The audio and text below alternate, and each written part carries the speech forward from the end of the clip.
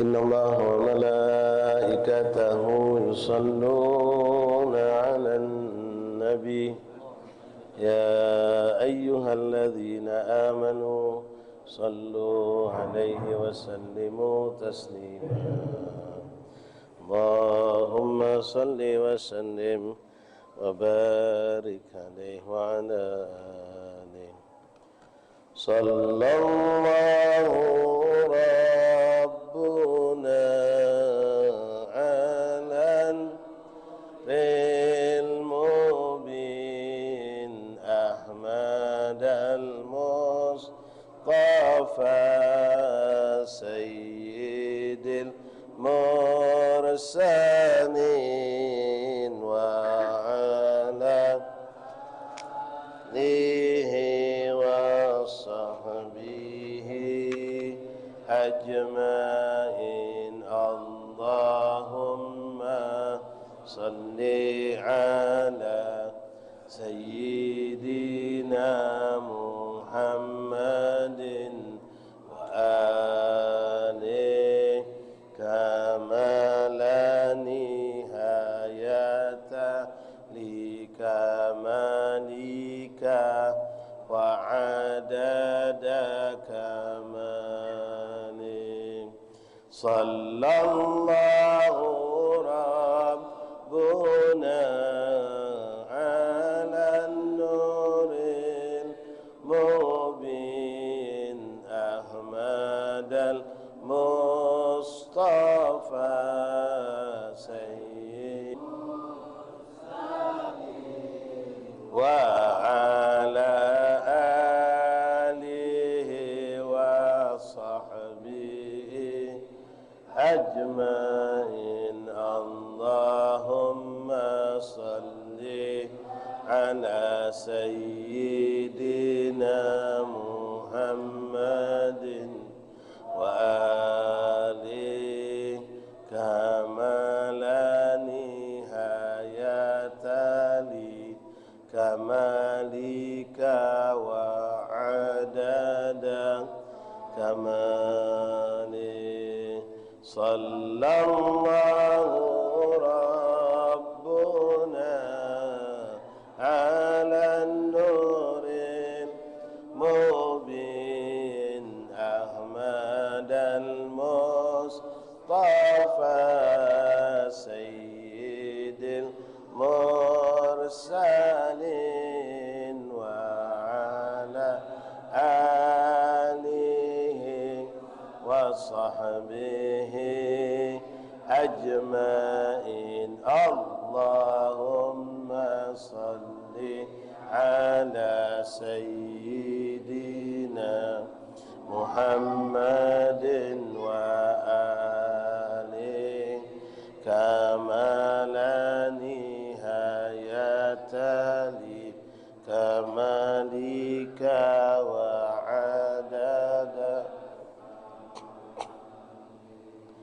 فاتح لرسول شفينا قرة عين سيدنا رسول الله محمد بن عبد الله صلى الله عليه وسلم أهل بيته وأزواجه وذريته وأنصاره وأصحابه وأحبابه أجمعين ثم إلى أرواح كافة أولم يكن في مشارق الأرض إلى مغاربها برها وبرها سوس سادة وأمم من أهل المعلى البقي وأهل الزنب الفريد وقدر أجمعين المهاجر الله المسائل صلى الله في مقدم محمد بن علي بن سنة عبد المسقام أولم يكن من سادة أولم يكن سفينا المن كانوا في شمال الأرض إلى مغاربها برها وبرها ثم إلى أرواح كافة المعالي كتب النافعة مصنف كتب النافعة مشايخ الخدر والأذكار والأوراد والأحزاب منظومات صلوات دعوات مناجات كلهم جميع سوس قرأنا كتبهم أورادهم أحزابهم منظوماتهم صلواتهم دعواتهم مناجاتهم في معهدنا في مجالسنا في أيامنا في أوقاتنا سوسا صاحب هذا الكتاب الإمام الشيوطي والإمام الشيخ الإمام العربي محمد بن عمر النووي البنتاني شيخ نووي البنتاني وأصول المذكور من ذكر أسماءهم من العلماء والأولياء والصالحين والمحققين والمحدثين في هذا المجلس في هذا الكتاب ثم إلى صاحب هذا المسجد صاحب هذا المقام الإمام العارف بالله يحيى عبد الحامد بن محمود كمرقان وأبي وأمي ومشايخي ومشايخي وأولادي وبناتي وذريتي كلهم أجمعين والمتقدم من هذا المسجد من العلماء والصالحين والمقربين ومن ينفق من تصدق ومن يخدم في هذا المسجد أن الله يتغشاهم برحمة وبسر الجنة أن الله يدعو علينا من بركاتهم وأسرارهم وأنوارهم وعلومهم كرامات ونفات من الدين والآخرة وإلى أرواح والدينا ووالديكم وأمواتنا وأمواتكم وأموات المسلمين أجمعين الله يغفر لهم ويرحمهم المسلمين برحمته على هذه كن صالحة جالبة لكل خير دافية لكل شر لنا ولكم المسلمين وإلى حضرات النبي فاتحة بسم الله إياك نعبد وإياك نستعين صراط الذين أنعمت عليهم غير المغضوب عليهم ولا الضالين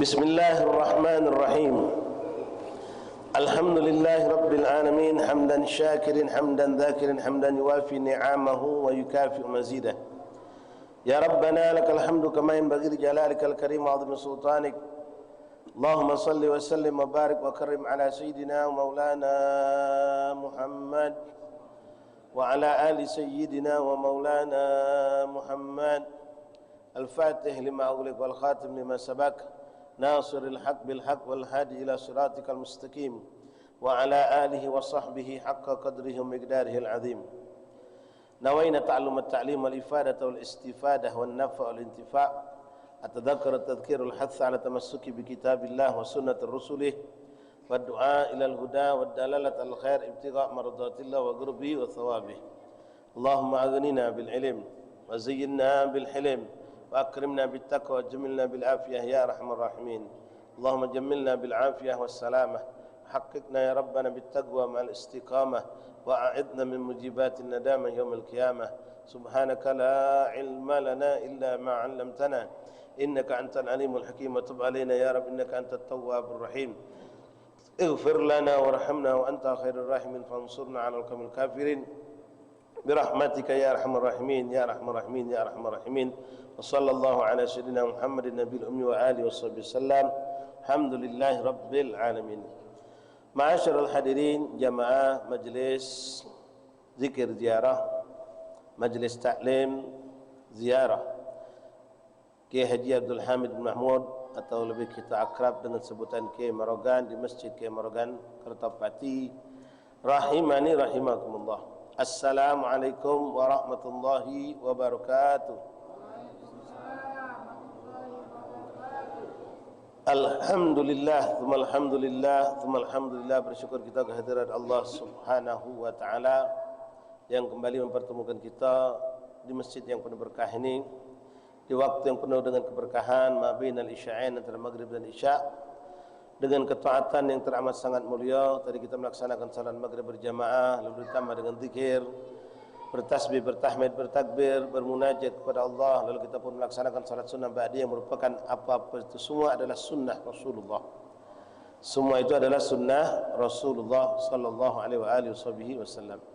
Mudah-mudahan apa yang kita lakukan Bapak hadirin, ibu-ibu, akhwati diijabah oleh Allah Subhanahu wa taala menjadi amal yang makbul di sisi Allah yang akan menolong kita kelak di hadapan Allah Subhanahu wa taala. Dan alhamdulillah sekarang kita pun diberikan Allah kemuliaan yang juga sangat besar di sisi Allah, yaitu menghadiri majlis ta'lim. Kita baca dari kitab Tanqihul Qaul Hathith yang dikarang oleh Imam Al-Arif Billah Syekh Muhammad bin Umar An-Nawawi Al-Bantani atau lebih akrab dikenal dengan Imam Nawawi Al-Bantani, merupakan syarah dari kitab Qaul Hathith yang dikarang oleh atau disusun oleh Imam Syuyuti rahimallahu taala. Isinya tentang fadail amal, tentang hadis-hadis Rasulullah. Masih kita di pembahasan yang pertama tentang fadilatul ilm wa ahlul ilm. Fadilah kemuliaan ilmu dan orang-orang yang bergelut dengan ilmu. Wa fadlul ilm wal ulama, dan juga kemuliaan kedudukan seorang ulama. Sampai kita kepada hadis Rasulullah SAW. Bismillahirrahmanirrahim. Alhamdulillahi rabbil alamin. Allahumma salli wa sallim ala sayyidina Muhammadin wa ala ali sayyidina Muhammad. Wa qala an-nabiy sallallahu alaihi wa alihi wa sahbihi wa sallam, man akrama aliman faqad akramani wa man akramani faqad akramallah. Fama'un akramallah fama'wahul jahannah. Fama'wahul jannah. Rasulullah bersabda, siapa yang memuliakan orang alim, memuliakan benar-benar karena Allah, Kita kadang muliakannya macam-macam tujuan, ikhwan. Tapi insya-Allah kita semua tidak salah niat memuliakan ulama, memuliakan habaib, memuliakan anak keturunan ulama, anak keturunan kiai, memuliakan peninggalan para aulia Allah. Kita tidak salah niat.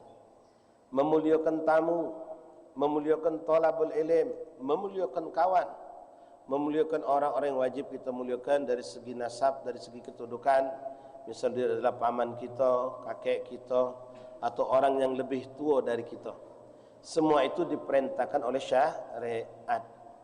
Nah, sini yang dibahas tentang memuliakan orang alim, atau kita kenal dengan sebutan lain ulama. Memuliakan mereka di saat mereka hidup dan setelah mereka wafat. Memuliakan mereka pun ikhwan di saat kita berhadapan dengan mereka ataupun di saat kita tidak duduk bersama mereka. Di antara yang sering kita dengarkan dari para ulama, bentuk salah satu pemuliaan seorang murid terhadap guru, misal kita ambillah guru itu sudah wafat atau dia terpisah dengan gurunya, dia mondok di suatu tempat lalu dia pulang dari pondok balik ke kampungnya. Dengan apa? Dengan mengamalkan apa yang dia dapat dari ilmu dari gurunya. Itu. Dengan mengamalkan wirid atau zikir yang diajarkan oleh sang guru. Dengan mengamalkan nasihat-nasihat yang diberikan oleh guru. Itu bentuk kita memuliakan guru. Adapun maaf, memajang foto guru kita, foto kiai, foto habib, foto aulia, itu bentuk takrim juga, memuliakan. Tapi kadang-kadang ada orang salah niat, cuma hobi baik. Tengok foto-foto bagus, tempelnya dinding rumahnya, tapi secara praktek yang tadi tidak dijalankannya. Guru dak katik, dia dak datang. Guru meninggal, dia tinggal ke juga majlis gurunya itu. Ini bentuk yang bersalahan. Bentuk kita memuliakan guru juga adalah memuliakan orang-orang yang dimuliakannya. Guru kita punya dulu, guru kita punya paman, guru kita punya kawan. Yang kita lihat dia memuliakan, maka kita pun memuliakan mereka. Memuliakan keluarganya atau anak keturunannya, itu juga bentuk kita memuliakan guru atau seorang ulama, seorang yang soleh. Bahkan kalau antum mungkin pernah belajar kitab Ta'lim Muta'alim atau yang seperti itu, Sulam Taufik, itu penghormatan para ulama terhadap guru mereka, maaf, sampai kepada binatang peliharaan gurunya. Sampai kepada binatang peliharaan gurunya pun dimuliakan. Ini bukan berlebihan, terjadi dari zaman Rasulullah SAW. Sahabat memuliakan Nabi bukan hanya sebatas Nabi, tapi semua sahabat Nabi oleh tabi'in dimuliakan karena mereka adalah sahabat Rasulullah. Semua keluarga Nabi mereka muliakan karena mereka keluarga Rasulullah. Sampai kepada binatang tunggangan Nabi, ternak Nabi Muhammad SAW. Contoh ada satu onta namanya Duldul, sering dipakai oleh Rasulullah. Ketika Rasulullah sudah wafat, ini onta tetap dimuliakan, dijaga oleh sahabat, kandangnya dibersihkan, makanan dibersihkan, dibandikan saat-saat tertentu.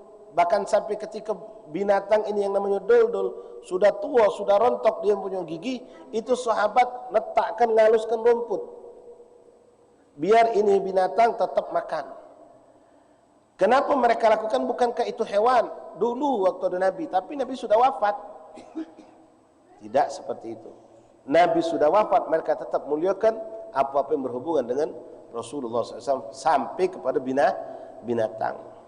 Maka tidaklah suatu berlebihan kalau kita memuliakan anak keturunan aulia, ulama, apalagi yang memang kita nyambung nian sama guru itu. Guru kita anaknya langsung. Bahkan ya sampailah keturunan berikutnya. Itu tidaklah suatu yang berlebihan. Yang penting kita usahakan melakukan apapun dengan kemampuan kita, jangan maksa ke diri, dan dengan dilandasi keikhlasan dan kecintaan. Ya. Bentuk muliakan ulama cium tangan, iya, tapi benar tak kamu cium tangan itu ikhlas dah? Apa cuma minta maaf? Kadang-kadang zaman sekarang ini salaman be nak minta dipoto dulu. Ya, dia nak salaman juga kawannya nyiap ke kamera. No. Salaman sambil bolak-balik. Ada yang salaman biasa be. Apa kesamo kedudukan mereka ni? Yang sama atau tidaknya yang menentukan niat mereka. Kalau yang salaman bolak-balik memang karena cinta, karena mahabbah, dia yakin ini berkah, ini pun berkah, dia salaman, boleh dia dapat apa yang dia niatkan. Yang salaman sederhana tapi cinta itu dia wujudkan dengan mengamalkan perintah guru, menjalankan ilmu guru, bahkan menyebarkan ilmu gurunya, boleh jadi lebih hebat dari yang salaman bolak-balik tadi.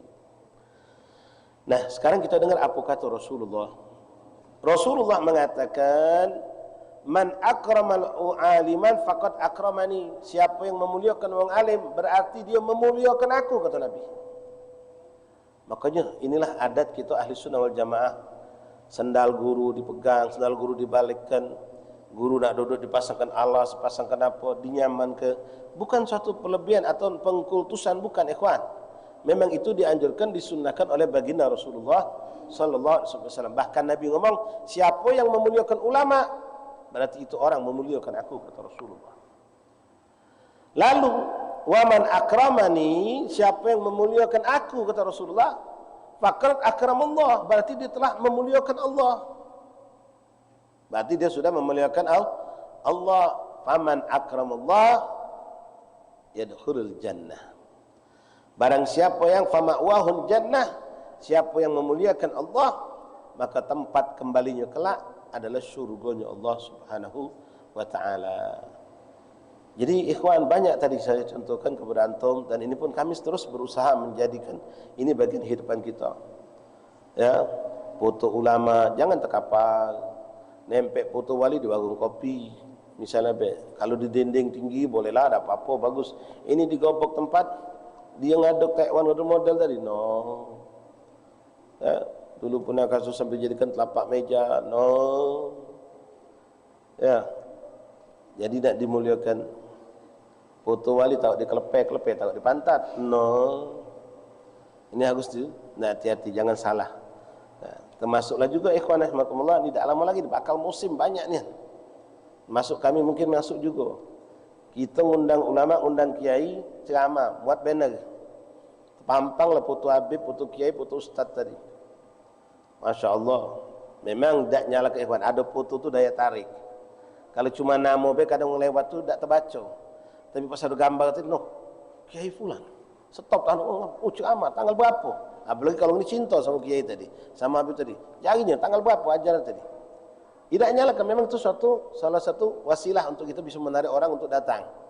Tapi yang jadi pertanyaan, setelah acara banner ini kemana? Banner ini di kemana ke? Apa dia biar ke sampai panas kering, terbakar sampai entah matahari terkoyak dewek, apa kita turunkan lagi, kita lipat rapi-rapi, kita simpan. Atau ini pernah kejadian sampai kami di pojok panggung teriak. Lagi duduk macam inilah, acara maulid. Tambah kami jamaah, belakang banner besar. Wong ini kalau nggak ada ke maulid, banner biasa, kita sudah kebiasaan gitu. Banner di luar, banner di acara juga. Ya. Jadi pas tambah kami, kehabisan tikar panitia nih. Nunjuk embek betul ada bekas banner itu. Embek lah bekas banner tadi. Banner itu kan depannya gambar, belakangnya putih. Jadi mereka ini taruhnya putih di pojok untuk duduk. Tak nyengok gambar itu gambar apa? Pasti no, gambar kiai, gambar habib penceramah, banner bekas maulid tahun sekian dulu. Sambil saya oh gitu. Gambar itu gitu. Gambar itu kapan dia duduk ibu lo. Minta maaf ya. Ini terjadi juga waktu pilkada. Ya, bukan menghinakan, bukan. Manusia beda di sisi Allah. Ulama wajib dihormati, dimuliakan. Tapi pejabat yang soleh yang kita boleh muliakan, hormati. Banyak kan dulu banner-banner juga. Banner acara artis segala macam. Nah maaf, minta maaf. Kalau yang macam-macam itu, kamu jadikan alas, tak jadi masalah. Nak menang, nak kalah dia tak jadi masalah. Kecuali kalau jadi menang, jadi proses sedikit. Ngapa nginjek-nginjek gambar wali kota. Ya, ngapa nginjek-nginjek gambar presiden. Tapi kalau dia kalah, tak diprotes uang gitu. Ya, tapi kalau ulama, nak hidup, nak meninggal, harus kita muliakan. Ya, jadi hati-hati ikhwan, rahimakumullah. Ini saya himbau, karena tak lama lagi bulan maulid. Ya, habis pasang banner besar-besar hall, ya, gambar habib, gambar kiai tadi nak di mana ke habisnya. Ya, kalau kita simpan betak gudang ya labas. Tapi kalau jadikan akhirnya jadikan tameng untuk warung, tameng untuk genteng, untuk rumah, untuk apa? Yang paling parah tadi jadi ke alas duduk. Nah, hati-hati.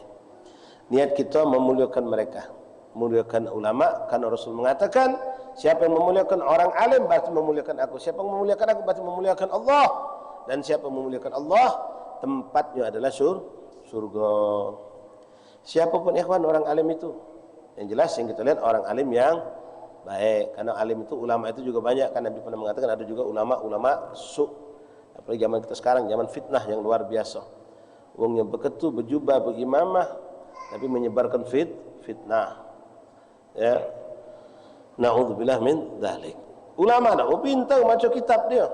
Alfiah hafal dia. Macam kitab kalah kita. Piginya panjang tapi dia tersesat. Nah, ulama macam itu tak perlu kita peloi. Ya. Tak perlu nak dihormati. Kalau ulama itu dia dewek hina di hadapan Allah. Ulama su. Taib ma'asyal ahbab rahimakumullah. Wa qala sallallahu alaihi wasallam, naum alim afdal min ibadatil jahil. Tiduknya wong alim itu lebih afdal daripada ibadahnya wong yang tidak alim. Tidur perbedaan, bukan ibadah orang alim sama ibadah orang tidak alim. Kalau ibadah seorang ulama dengan orang bukan ulama beda, wajar. Ini tidurnya seorang ulama lebih afdal daripada ibadahnya orang yang bodoh, tidak memiliki ilmu. Kenapa? Diri ulama itu sendiri sudah mulia hakikatnya di hadapan Allah. Dan kita bisa pastikan ulama, kembali ulama amilin yang mengamalkan ilmu, pastilah ulama, kalau memang ini ulama amilin, dia akan tidur dengan menjalankan ilmunya bagaimana cara tidurnya Rasulullah. Tidurnya dengan sunnahnya segala macam, pasti dia terapkan itu. Di samping itu dia memang ilmu, ada ilmu pada dunia, al ilmu nurun, cahaya. Makanya setan iblis tidak berani. Setan itu lari ketika kena ada orang alim tidur, embusan nafasnya nih membakar setan itu. Lari setan itu, tidak berani dekat. Ada orang alim tidur, banyak diceritakan di kitab. Di sampingnya orang bodoh sedang sholat. Setan nak goda, tak berani dekat. Ngapa? Bukan tak berani karena orang bodoh, tambah dong tidur samping itu. Nah, hembusan nafasnya bisa membakar setan, yang setan itu sendiri terbuat dari api. Qala Nabi sallallahu alaihi wasallam, naumul alim afdal min ibadatil jahil. Ai naum alim alladhi yura'i adabul ilm. Jadi orang alim yang memang menjalankan ilmu afdal min ibadatil jahil alladhi la ya'lam adabul ibadah.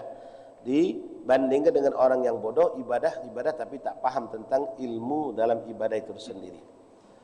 Ya, minta maaf, betulan tadi saya duduk di sini waktu mimpin zikir habis sholat. Adik-adik, aku dengar dek di belakang ni.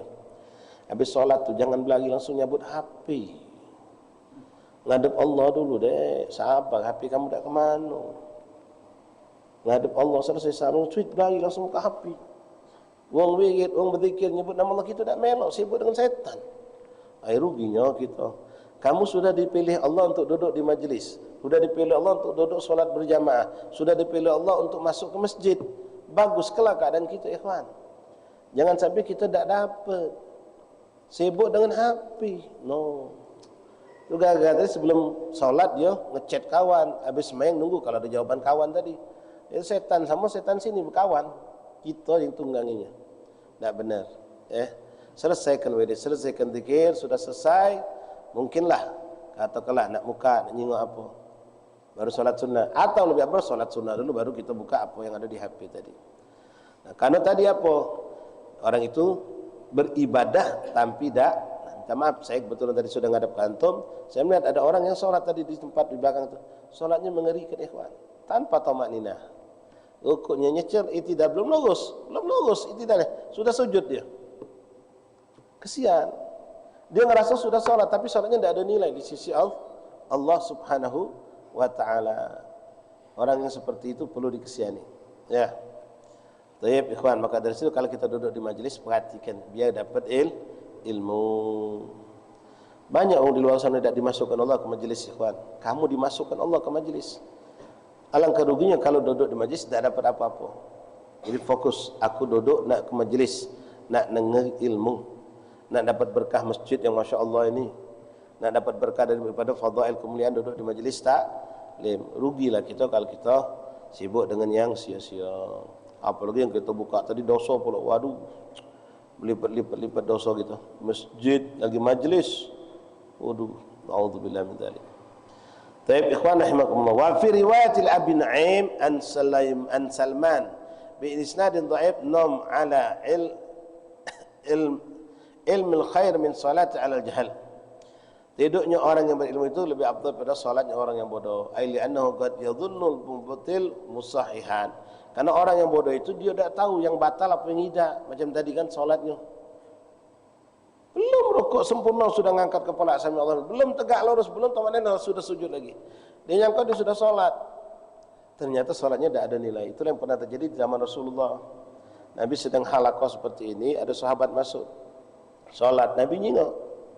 Selesai solat, dia pengen cepat gabung sama Nabi. Bagus untuk masuk solat tahiyatul masjid. Ya sebenarnya kalau hukumnya ikhwan, kalau kita sedang halaqah, majlis taklim ilmu sedang diberikan, antum tidak perlu solat sunat tahiyatul masjid, tidak apa-apa. Langsung duduk kejarlah ilmu. Ganti baca dengan bacayatus solat subhanallah alhamdulillah wa la ilaha illallah akbar 3 kali atau 4 kali sebagai pengganti solat sunat tahiyatul masjid. Karena 3-4 menit kita solat tadi ilmu tidak dapat kayak kita, sayang. Ya, dan solat itu ilmu itu lebih afdal daripada solat sunnah, apalagi solat sunnah tahiyatul masjid. Tapi ikhwan rahimakumullah, di sini dikatakan kenapa ibadah orang yang bodoh itu lebih buruk keadaannya dibandingkan orang yang tidur tapi orang alim. Karena orang bodoh itu tidak paham dia sah atau tidak solatnya, benar atau tidak benar solatnya. Inilah ya, kerugian orang yang bodoh. Wa fi riwayat li Abi Nu'aim an Salman bin Sanad dhaif nam an ala ilmin khair min salat ala al-jahl. Ai li'annahu qad yadhunnu al-mubtil musahihan wa mamnu'un jaizun. Dan orang seperti itu tidak bakal dapat pahala dari sisi Allah. Karena salatnya tidak masuk nilai. Tidak dapat ganjaran.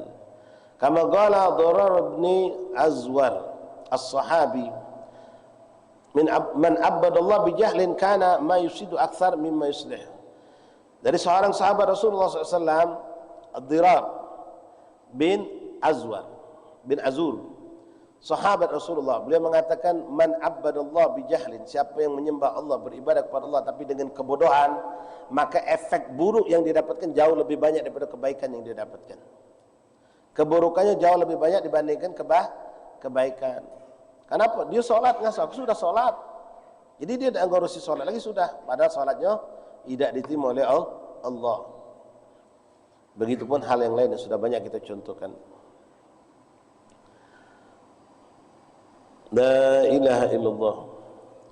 Wa qala Nabi sallallahu alaihi wasallam man ta'allama baban minal ilmi ya'malu bihi aw lam ya'mal bihi kana afdal min an yusalli alf raka'at tatawuan. Nih, fadilah antum duduk di majlis ilmu. Rasulullah SAW mengatakan, siapa yang menghadiri man ta'allama baban minal ilm, siapa yang belajar satu bab tentang ilmu, belajar bab wudu, bab solat, bab apalah, tentang akidah, tentang akhlak, tentang tasawuf, termasuk yang kita paham sekarang tentang bab menjelaskan tentang fadhail ilmu. Ya'malu bihi aw lam ya'mal, kita amalkan ataupun tidak kita amalkan. Cuma menerima ilmu tidak diamalkan, tentu kita dituntut untuk mengamalkan. Tapi di sini lihat dulu, Nabi mengatakan diamalkan ataupun tidak diamalkan ilmu tersebut, karena afdal min an yus, itu lebih afdal daripada dia solat 1000 rakaat. Lebih afdal daripada solat 1000 rakaat. Itu kalau diamalkan ataupun tidak diamalkan. Bagaimana? Tentu kalau diamalkan akan lebih hebat pahalanya. Karena nanti ada kecaman untuk orang yang berilmu tanpa mengamalkan ilmu. Nah, bayangkan Bapak telah tadi, ya. Kenapa dikatakan oleh ulama kalau ente duduk di masuk suatu majlis itu sedang berlangsung menyampaikan ilmu atau sedang orang menyampaikan khutbah, menyampaikan ceramah, maka masuklah langsung engkau duduk, embeklah ilmu itu. Jangan sibuk dengan salat tahiyatul masjid atau salat qobliyah, kecuali sikok salat Jumat. Kalau khatib sedang khutbah Jumat masih dibolehkan untuk salat tahiyatul masjid. Ini ada pengkhususan, khususiah. Khusus kalau khatib sedang nyampe ke khutbah, kita baru masuk, maka tetap disunahkan untuk salat sunnah tahiyatul masjid. Dan boleh digabung langsung dengan niat qobliyatul zuhur atau qobliyatul jum'ah. Rasul mengatakan lebih afdal daripada duduknya kita belajar ilmu, satu bab, satu pelajaran, satu pembahasan tentang ilmu, diamalkan ataupun tidak diamalkan, maka itu lebih afdal daripada solat 1000 rakaat. Duduk kan Pak, nyantai sekarang ini kita sampai isyak kagak. Adakah orang mampu solat dari maghrib sampai isyak 1000 rakaat? Tidak ada. Kalau hitungan rakaatnya ya, paling 50 rakaat mungkin. Itu kalau hitungan menitnya yang kita hitung. Tapi mampu tak? Gawe 23 lagi mundur, lagi 11 galong kita. Nah, ini subhanallah ya kawan. Duduknya kita di majelis ilmu itu lebih afdal. Nabi tidak ngatur kesama, lebih afdal daripada salat sunnah 1000 rakaat. Nah, gitu kadang-kadang sedih ada orang lebih mentafdilkan, mendahulukan urusan dunianya daripada Kadang-kadang ilmu itu tidak jauh, dekat. Nah, kalau jauh mungkin jarak sampai nak 5 kilo, 7 kilo, apalagi 10 kilo, barangkali lah kita maklum. Tengah yang dekat-dekat baik. Tapi ya Masya Allah di sini saksikan ikhwan ada yang jaraknya mungkin ada 5 kilo, 7 kilo datang ke sini. Bahkan kami sering cerita sama antum, saya punya majelis di Pasar Kuto itu, ada budak kecil sikok, hadir majelis, saya tanya dari mana kau? Dengan lantang dijawab 14 bib, balik ke 14. 14 mana je gitu? 14 sila apa 14 dulu? KM 14. Oh, terkejut tu. Budak itu kelas 6 SD waktu itu, Pak. Sekarang jadi santri kami, alhamdulillah. Yang kalau kita 14 sila, majlis Pasar Kuto masalahnya. Kalau dah 14 sila, 14 dulu paling. KM 14 bebnya, no, terkejut gitu. Ya Allah. Nah.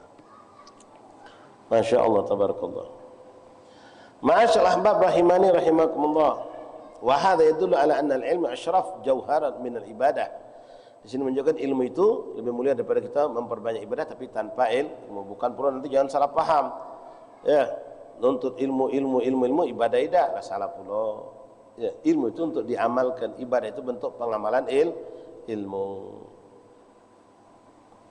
Walakin la budda lil 'abdi min al-ibadah ma'al ilm. Tapi harus orang hamba itu beribadah dengan ilmu yang didapatkan. Wa illa kana ilmuhu haba'an manthura, kalau tidak diamalkan ya percuma, sia-sia baik ilmu tadi. Kasyajari bila thamar, seperti pohon tak berbuah.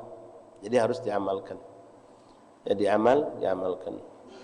Wa illa kana ilmuhu haba'an manthura kama rawa an Abi Hurairah radhiyallahu ta'ala an Nabi sallallahu alaihi wasallam annahu qala ma min alim la ya'malu bi ilmihi illa. Nah, perhatikan ikhwan, hati-hati ya. Kita dapat ilmu dalam satu bagian kita sudah jadi orang yang berilmu. Ya, bukan berarti jadi orang alim, tidak. Nabi mengatakan, tadi kan senang kita kan dapat ilmu walaupun tidak diamalkan, pahalanya lebih afdal daripada 1000 rakaat. Sekarang dengar, orang yang sudah dapat ilmu tapi tidak mau diamalkan. Walaupun memang semua ilmu tidak harus kita amalkan, ada yang tidak pacak kita mengamalkannya mungkin. Ya, seperti jihad, perang. Kita belajar tentang jihad, tentang apa? Ya, kita tidak ada panjangjalan untuk berjihad di negeri ini. Masalah zakat kita pelajari, kita selama ini masih tukang nerima zakat. Ya, termasuk misal, maaf, ya, nanti belajar bab mathna, thulatha, wa ruba'. Kawin 2, 3, 4. Inti kawin sekarang lagi belum. Ya, apa harus nak diamalkan? Ya, tidak semua ilmu harus diamalkan. Termasuklah mungkin kita tentang fadail amal yang lain, ya, solat tahajud segala macam. Ya, kita harus berusaha walaupun kita belum mampu. Jangan kita cuma mengumpul ke ilmu tapi tidak ada keinginan sama sekali untuk mengamalkan yang kita mampu untuk mengamalkannya. Bahkan Badus Solehin itu ikhwan, ketika dia nak nyampaikan tentang bab sedekah, dia orang fakir, itu dia bergebuk nyari duit, mak mana cakap aku harus sedekah dulu baru aku nyampe ke ilmu, katanya. Aku takut aku nyampe ke ilmu aku duit tak sedekah. Sampai macam itu. Nah, sekarang dengar hati-hati.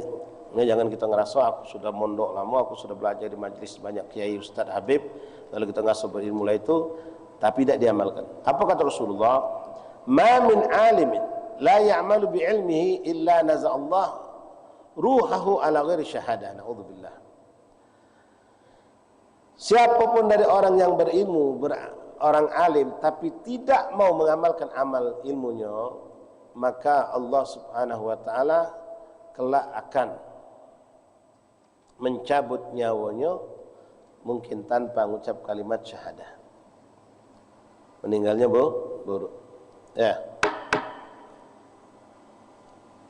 Siapapun orang yang berilmu dia tidak mengamalkan ilmunya, naza'allahu ruhahu ala ghairi syahadah, maka Allah cabut nyawanya tanpa mengucapkan syahadat. Ini memang orang yang kadang-kadang minta maaf ikhwan, ada orang hobi mengambil ilmu, mondok lagi tahassus. Kalau dunia tu S1 cukup, S2 cukup, S3 tahassus lagi tahassus. Sekadar untuk apa? Untuk pandai berdebat. Nah, nunjukkan kalau dia paham segala ilmu. Kalau ada ustaz salah baca langsung, salah bacanya. Nah, ayat lagi dah hafal. Na'udzubillah, cuma untuk jadi kesombongan dia baik. Mending dia jadi orang awam yang tak mengerti ilmu daripada jadi dia sombong dan angkuh dengan ilmu. Nah, ikhwan rahimakumullah, ada orang yang seperti itu. Ya, dia ngamalkan untuk pribadinya tidak, apalagi nak nyampai ke orang lain. Kita kan pastinya kan mengamalkan lalu menyampaikan. Ini ngamal tidak, nyampaikan. Jangan pula dia menyampaikan sementara tidak ngamalkan. Kabura maqtan indallah. Allah akan sangat murka kepada siapa? Wong yang yaqulu wala ya'mal, yang cuma ngomong tapi tidak ngamalkan. Na'udzubillah. Lalu wanadahu munadin minas sama ya fajir, dan kaget dia yaumil kiamat akan terdengar suara. Nada munadin minas sama, terdengar suara yang mungkin kita tak kedengaran. Apa ucapan itu berbunyi, ya fajir, wahai orang yang buruk, khusratid dunya wal akhirah, engkau merugi dunia dan akhirat. Jadi maaf ikhwan, kalau kamu punya adik, punya anak, apalagi mondok, sering ke majlis, dapat ilmu, tanya, diamal ke tak? Jangan tak diamalkan. Walaupun tak mampu seluruhnya, embek sedikit jadilah. Semayang 2 hari itu 12 rakaat paling banyak. 8 cindo. Tak mampu 2 jadilah, jangan tidak. Tahu tentang fadilah salat witir, tidak salat sama sekali. Nah, ini bahaya ikhwan. Sampai Nabi mengancam, malam yutir falaysa minni, orang yang tidak menjalankan salat witir bukan golongan aku, kata Nabi. Tak mampu 11, ya 3 jadilah. Jadi ada yang kita lakukan dari bagian amal yang kita, ilmu yang kita dapat. Wa an Umar bin Khattab radhiyallahu anhu qala sami'tu Rasulullah sallallahu alaihi wasallam yaqul innal alim idza lam ya'mal bi ilmihi la'anahu al-ilmu min jawfihi wa yal'anu kullu shay'in tala'at alaihi asy-syams wa tuktabu al-hafadhah kulla yawmin khataman ala sahifatihi hadza 'abdun 'ais min rahmatillah. Dari Sayyidina Umar bin Khattab radhiyallahu anhu, beliau mendengar dari baginda Rasulullah sallallahu alaihi wasallam, orang yang berilmu tapi tidak mengamalkan ilmunya, maka dia akan dilaknat oleh ilmu yang ada pada dirinya sendiri. Akan dilaknat oleh ilmu yang ada pada dirinya sendiri. Bahkan akan melaknat semua daripada makhluk Allah, dari semenjak terbit matahari sampai terbenam matahari. Dan malaikat muhafadzah, selain raqib atid, kita ni ada juga malaikat yang ditugasi Allah untuk memantau kita, namanya malaikat hafadzah. Itu tiap hari mencatat buat orang ini adalah orang yang putus dari rahmat Allah. Ngeri ke ikhwan? Tapi maaf, antum jangan jadi kalau macam itu tak usah belajar baik kita. Kaget kita dapat ilmu tak diamalkan, segem itu ancamannya. Enggak. Belajar itu suatu tuntutan yang wajib. Kan sudah jelas. Kalau inti tidak belajar, inti lebih sesat lagi. Kita lebih sesat lagi, ibadah kita salah kita tak tahu. Kita melakukan sesuatu yang haram kita tak tahu. Tapi dengan ilmu kita dapat fadail yang sangat luar biasa. Ya, kita berusaha untuk mengamalkan apa yang kita dah dapat. Mungkin sekarang belum, tapi insya-Allah suatu saat akan kuamalkan. Makanya Imam Nawawi Ad-Damsyiki dalam kitab Al-Adhkar beliau mengatakan, mengambil dari ucapan para ulama, para sahabat, apa yang kau tahu tentang ilmu dari Rasulullah, amalkan walau sekali dalam hidupmu. Amalkan walau cuma sekali dalam hidup kita, agar kita lepas dari tuntutan tidak mengamalkan ilmu. Dan kelak kata beliau di yaumil kiamah, di saat Allah akan memberikan bagian-bagian pahala untuk orang yang pernah melakukan amalan ini, amalan itu, kita bisa mendapatkan juga bagian walaupun kita cuma melakukan tidak sering, hanya sesekali saja. Ma'asyar ahbab rahimah. Jadi sekali lagi, jangan sampai setan masuk ke benak pikiran kita, lalu kalau lagi aku dapat ilmu kaki aku amalkan, apalagi Habib tu kalau tunjuk ilmu galak berat-berat. Aku dak ngamal ke berdosa, masuk neraka, dilaknat dulu. Jangan salah paham ya, jangan gagal paham. Antum bayangkan duduk macam ini, pahala kita lebih hebat dari solat 1000 rakaat, lebih hebat dari mengunjungi 1000 orang lebih hebat dari menyolatkan 1000 orang wafat yang meninggal dunia. Seluruh ikan yang ada di sungai ini, sungai Ogan ini, sungai Musi, semua yang ada di muka bumi Allah, di lautan, di darat, di sungai, di danau, semua binatang laut itu mengistighfarkan untuk kita. Orang yang menuntut ilmu tanpa kita rasakan, tanpa kita sadari, itu kita dapatkan. Baik, kita lanjut ikhwani rahimani rahimakumullah.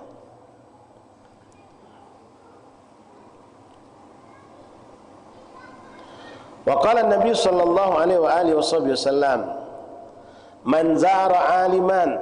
Nah, di sini ulama mengatakan zara fi hayatihi wa ba'da mamatihi. Alhamdulillah kita ziarah insyaallah. Ya. Siapa yang menziarahi orang alim, jelas semua aulia Allah itu alim ya ikhwan. Walaupun ilmu mereka beda-beda. Mattakhadallahu waliyan jahula. Allah tidak akan pernah mengangkat seorang menjadi wali sementara dia bodoh dengan agama. Tak bakal. Kalau dulu maaf, wuduk dia tak paham, solat tak paham syaratnya, rukunnya, ngaku-ngaku wali, kaget dulu, wali syaitan. Minimal dia tahu apa yang wajib daripada hukum-hukum yang wajib dia lakukan. Tidak semua jadi wali harus paham 4 madhab, tidak ikhwan. Beliau cuma memahami tentang ibadah, tapi dia pegang, tahu benar tentang solat berjamaah, hukumnya tahu dia, tentang syarat solat, kewajiban yang membatalkan, semua tahu dia dan dia amalkan. Tapi dia tidak paham tentang 4 madhab, tidak jadi masalah. Bukan nak nunggu jadi wali itu harus menguasai segala ilmu, segala pembahasan tahu, enggak. Dia tidak pernah menghatamkan kitab Bukhari Muslim, gitu, tidak pernah menghatamkan kitab Ihya, tidak pacak jadi wali, tidak. Boleh jadi cuma belajar kitab-kitab kecil, dia bisa jadi wali. Yang penting sah ibadahnya, yang wajib dia lakukan, dia paham tentang ilmunya. Kalaupun ada seorang wali yang diangkat Allah tanpa ilmu, ada. Kita kenal istilahnya wali majdub. Ya. Mattakhadallahu waliyan jahula wa in kana wa in takhadahu allamahu. Kalau Allah memang menghendaki ada seorang untuk dijadikan wali min awliyaillah, tanpa belajar Allah akan berikan ilmu laduni untuk dia. Ilmu laduni bukan beng atau jadi wong alim. Ya. Itu hanya dimiliki orang-orang yang hatinya bersih. Orang itu hati bersih dan tidak bermaksiat kepada Allah. Allah menginginkan ini orang menjadi seorang saleh, wali min aulillah, maka Allah berikan ilmu laduni. Ilmu laduni boleh jadi dengan dia rajin berzikir, rajin ibadah. Yang jelas kebersihan hati dan jauh dari maksiat. Boleh jadi doa orang tuanya, boleh jadi doa dia pernah dibawa oleh abahnya ke seorang ulama, seorang kiai, atau dia ditonton abahnya untuk kiai, ziarah ke Kemorogan, ziarah ke habaib kiai yang ada di Palembang, dapat pandangan dari seorang waliullah yang ada di kuburan itu, boleh jadi. Tapi jangan ngaku-ngaku. Ya. Ilmu wajib kita kejar, ilmu wajib dipelajari. Nah sekarang antum perhatikan ikhwan. Qala Nabi sallallahu alaihi wasallam, "Man zara 'aliman fa ka'annama zarani." Masyaallah. Siapa yang menziarahi orang alim, maka seakan-akan mereka itu ziarah kepadaku, kata Rasulullah. Kita tidak mampu nak ziarah Nabi. Ya, jauh ongkosnya pula. Bisa kita dapatkan dengan kita ziarah kepada orang yang alim. Tapi yang tadi alim dengan kategori alim yang saleh. Alim yang tidak bersentuhan dengan barang haram. Tidak hobi bermaksiat, walaupun manusia tidak lepas dari kesalahan dan dosa, tapi dia selalu melakukan taubat dosa-dosa kecil. Tidak menggampangkan hukum Allah, mengamalkan ilmu, itu yang penting. Banyak masih di Palembang, ikhwan, masih banyak di Palembang. Yang umur belasan, puluhan, sampai tua, ada insyaAllah. Tinggal antum mampu berhusnuzon kepada mereka. Kalau kita tidak mampu berhusnuzon, mugalah mentulah karamat, antum tetap tidak akan yakin di seorang wali Allah. Jadi husnuzan penting. Man zara waliyan, man zara aliman fakana mazarani. Wa man safaha aliman, siapa yang bermusafaha salaman dengan orang alim. Salaman karena ta'zim, mahabbah, cinta. Faka'annahu yusafihuni, seakan-akan dia itu bersalaman sama aku, kata Nabi. Maka tidak berlebihan. Kadang-kadang ada orang aneh, apa berebut-ebut salaman sama kiai. Amun mengkutuskan, tak paham, jangan ngoceh. Bukan mengkultuskan, memang ini Rasulullah yang ngomong. Sahabat dari zaman Nabi berebut salaman sama Rasulullah. Itu salaman sama ulama, sama kiai, sama habaib, orang yang alim, yang soleh, istiqomah lagi. Oh, Salaman kita. Kalau memang berebutan, pada keadaan tidak kondusif, kita belajar halaman dengan hati. Musafaha bil ghalab. Pandang wali itu dengan jauh, tundukkan hatimu, doakan dia, minta sama Allah keberkahannya nyampe kepadamu. Itu musafaha bil ghalab. Kalau memang ada kesempatan salaman ya salaman, tapi kalau kita sampai berebut, nyinggung uang, nendang uang, nolong uang tua segala macam ya jangan. Sama beda dengan berebut nyium Hajarul Aswad, bukan dapat dosa, malah bukan dapat pahala, dapat dosa. Nah, man zara aliman faqad zarani. Siapa yang mengunjuri ziarah orang alim berarti dia menziarahi aku, kata Rasulullah. Wa man zarani wa man safaha aliman fakana ma safahani. Siapa yang bersalaman dengan orang alim berarti dia seakan-akan bersalaman dengan aku, kata Rasulullah. Kalau nak kita sambungkan sanadnya ikhwan, seorang ulama itu pasti salaman sama gurunya. Gurunya salaman sama gurunya, gurunya salaman sama gurunya, terus sampai kepada tabi'in salaman dengan sahabat, sahabat salaman dengan Rasulullah. Nyambung, asir yasri. Tapi ini keimanan, keyakinan itu hanya ada pada kita ahli sunnah wal jamaah. Kalau orang-orang Wahabi apa, mereka menghormati sama guru itu biasa baik. Salaman ngencot mereka. Mana ada nyium tangan, bid'ah kata dia. Padahal zaman Rasulullah sahabat cium tangan Nabi. Sahabat mencium tangan sahabat sendiri yang termasuk sama-sama sahabat yang mereka anggap adalah guru mereka. Baik. La ilaha illallah. Sekali lagi ikhwan. Wa man jalasa aliman fakana majalasani fid dunya wa man jalasani fid dunya ajlastuhu ma'i yaumal qiyamah. Allahu akbar. Siapa yang duduk sama orang alim? Duduk sama orang alim. Bukan kelakar, ngobrol, bukan, ambil ilmunya. Tapi kalau antum duduk sama orang alim, walaupun lagi makan di restoran, pasti dapat ilmu. Apalagi yang diperhatikan gerak-geriknya, perbuatannya, cara minum, cara makannya, obrolan dia. Apalagi duduk memang di suatu majelis. Siapa yang duduk dengan orang alim, kata Rasulullah, fakana majalasani fi dunya, maka seakan-akan mereka itu duduk sama aku di dunia. Makanya jangan sungkan-sungkan kalau ada majelis, apalagi kita yakin ini orang masya Allah, ustadznya masya Allah, kita tahu gurunya juga masya Allah. Ente bisa dapat bukan cuma berkah dari ustadz kita ini, tapi dari gurunya nyambung ke ente lewat wasilah ustadz tadi. Munadharah, musafaha dengan ilmunya. Karena ustadz ini pernah duduk sama gurunya, gurunya pernah duduk sama gurunya lagi, sampailah kepada duduk kepada Rasulullah. Siapa yang duduk dengan orang alim di dunia, maka seakan-akan dia duduk sama aku di dunia. Lalu Nabi kabar gembira berikan kepada kita, wa man jalasani fid dunya, dan siapa yang duduk sama aku di dunia, ajlastuhu ma'i yaumil qiyamah. Ajlastuhu ma'i yaumil, akan kududukkan dia bersamaku di hari kiamat, kata Rasulullah. Sallu ala Nabi Muhammad. Nikmat ikhwan duduk di majlis ilmu. Wa an Anas bin Malik anna Rasul radhiyallahu anna Rasulullah sallallahu alaihi wasallam man zara aliman faqad zarani wa man zarani wajabat lahu syafaati. Siapa yang mengunjungi orang alim, sekali lagi ya, hayatuhum aw ba'da mamati, waktu mereka hidup ataupun setelah mereka wafat. Siapa yang menziarah orang alim, maka dia berarti dia menziarah aku. Siapa yang menziarah aku wajabat lahu syafaati, maka orang itu pasti mendapatkan syafaatku, kata Rasulullah. Dan ini kan janji Nabi buat orang ziarah kepada Nabi Muhammad. Ziarah setelah wafatnya Nabi Muhammad sama saat aku hidup, kata Nabi. Siapa yang ziarah kepada aku setelah aku wafat sama seperti ziarah saat aku hidup. Siapa yang menziarah aku maka wajib mendapatkan syafaatku, kata Rasulullah. Nah ini kita tidak sempat nak ziarah kepada Nabi. Jarang mungkin Allah dan sebagainya, itu banyak yang belum sempat duduk sama orang alim, ziarah orang-orang alim yang wafat ataupun yang masih hidup. Ya. Maka kita seakan-akan menziarah baginda Rasulullah. Wa man zarani, siapa yang menziarah aku wajib syafaati, kata Rasulullah. Wa kana lahu bi kulli khatwatin ajrus syahid. Bahkan subhanallah ikhwan, setiap langkah yang kita lakukan dari langkah kita menemui, mendatangi majelis orang-orang alim tadi, maka setiap langkah itu dapat pahala seperti orang yang syahid di jalan Allah. Subhanallah. Sallu ala Nabi Muhammad. Wa an Abi Hurairah qala sami'tu Rasulullah sallallahu alaihi wasallam qala yaqulu man zara aliman dhamintu lahu 'ala Allah jannah. Nabi bersabda pernah ikhwan, siapa yang menziarah orang alim maka aku jamin mereka untuk masuk surga. Ini sudah terungkap dari hadis yang sebelumnya tadi kan. Dan Nabi tidak pernah dusta, Nabi tidak pernah bohong. Yang penting antum ikhwan jaga hati, bagus ke niat, duduklah dengan adab.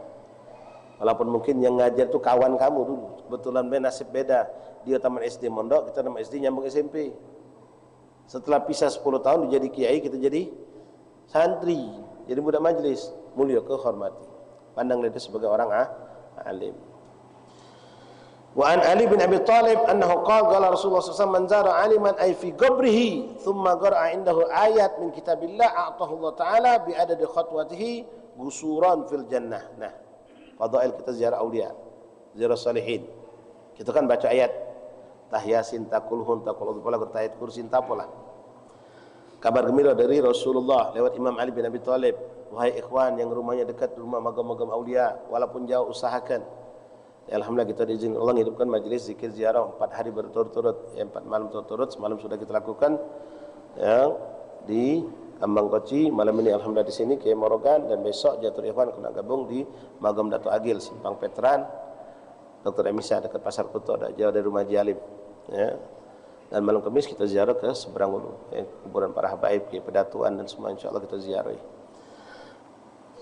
Rasulullah berkata lewat Imam Ali disampaikan hadis ini, man zara aliman, siapa yang menziarahi orang alim, ai fi qabrihi, yakni ziarah ke kuburnya, ke makamnya. Summa qara'a indahu ayah, lalu dia membaca ayat Al-Qur'an. Tidak ditentukan tidak harus Yasin, tidak harus surah Al-Kahfi, tidak harus berjuz Quran. Pokoknya ayat Quran kita baca. Min kitabillah. Ayah berarti satu ayat, apalagi kalau lebih. Thumma qara'a indahu ayah min kitabillah a'tahu Allah taala bi adadi khatwati gusuran, maka Allah berikan dari setiap langkah kakinya satu istana. Subhanallah, menuju ke kubur tadi, menuju ke makam orang saleh. Makanya guru-guru kita ngajak kita ziarah dari magam ke magam jalan. Itu kita tidak rasakan. Kita orang sudah punya istana banyak di surga. Mudah-mudahan kita lakukan semuanya ikhlas karena Allah. Bi'ada di setiap hitungan langkah kakinya satu istana fil jannah. Wa kana lahu bi kulli harfin qara'a ala qabrihi ghasr min jannah, dan setiap huruf dari yang ente baca di kubur aulia itu Allah bangunkan juga satu istana. Setiap huruf tinggal hitunglah. Bismillahirrahmanirrahim 19 sudah. Yasin berapa huruf? Ayatnya sudah 87. 86 tambah tabarok 30. Kalau ente baca tabarok pula, apalagi kalau ente ngejus Quran, tasbih, tahmid, tahlil yang kita baca, sholawat yang kita bacakan, itu semua akan menjadi ganjaran buat kita. Taib ikhwan, ini akhir ya. Bi'adi khatwa gusulan fil jannah wa kana bi kulli harfin qara'ahu ala qabrihi ghusl fil jannah min dhahabin kadza fi riyadus salihin. Dan istana tadi bukan istana bangunan batu ikhwan, min dhahabin, dari emas. Inilah kata Imam Nawawi sebagaimana disebutkan dalam kitab Riyadus Salihin. Wallahu a'lam bissawab. Insyaallah panjang umur afiat kita bertemu lagi pada pertemuan yang akan datang biidznillah subhanahu wa ta'ala. Wallahu a'lam bissawab. Fadhal adzan isya yang nak berwudu jaturi, fadhal muadzin adzan. Fatihah.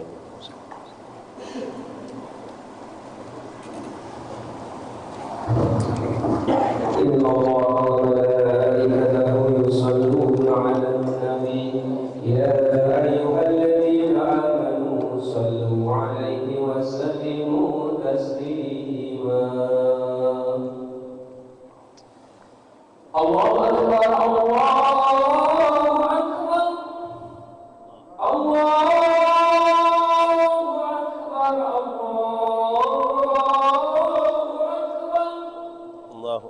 أشهد أن لا إله إلا الله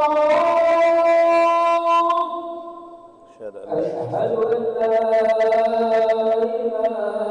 إلا الله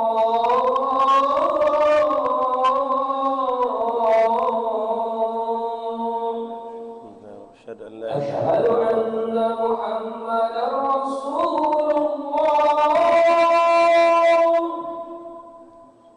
أشهد أن محمدا رسول الله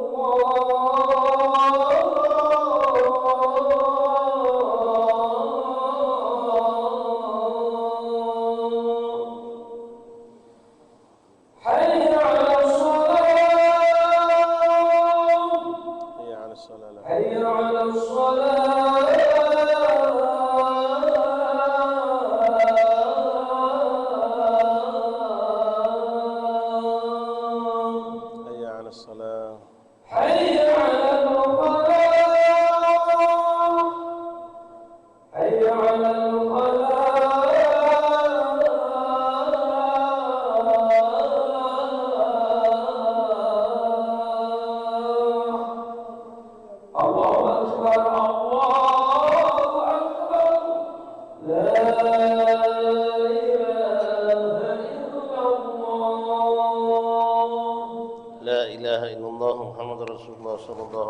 آله وصحبه وسلم تسليما اللهم رب هذه الدعوة التامة والصلاة القائمة آت سيدنا محمد صلى الله عليه وسلم الوسيلة والفضيلة والشرف والدرجة العالية الرفيعة وابعثه مقاما محمودا الذي وعدته يا أرحم الراحمين ربي اغفر لي ووالدي ربي اغفر لي ووالدي ربي اغفر لي ولوالدي ربي اغفر لي ووالدي وارحمهما كما ربياني صغيرا صلى الله عليه وسلم محمد وسلم alhamdulillah rabbil alamin.